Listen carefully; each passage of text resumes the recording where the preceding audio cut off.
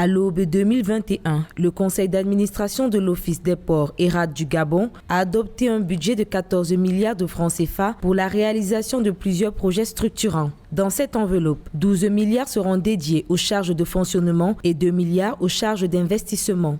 L'investissement, ce n'est pas la dépense, ce n'est pas la consommation. Or, je me rends compte que la clé de répartition du budget ici, c'est un peu du 87-13. Alors qu'ailleurs, on propose plutôt du 13, du 1 tiers, 2 tiers pour un début, mais avec le temps, maintenant, ça doit pouvoir s'inverser, c'est-à-dire 1 tiers pour le fonctionnement et 2 tiers pour l'investissement, parce que c'est l'investissement qui développe l'infrastructure, c'est l'investissement qui développe une plateforme susceptible d'attirer les plus grands investisseurs, les plus grands bateaux de l'extérieur pour le port gabonais. Il faudrait penser déjà, c'est mon souhait, à changer la clé de répartition de ce qu'ils ont comme budget en affectant 30% pour les investissements et puis 2 tiers, c'est-à-dire 66 voire 67% pour le fonctionnement.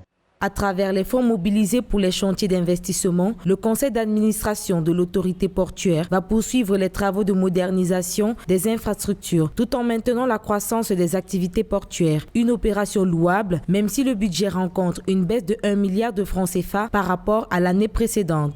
Nous ne pouvons pas dresser un bilan à l'heure actuelle, mais toujours est-il que nous avons observé un ralentissement de certaines activités comme l'import-export.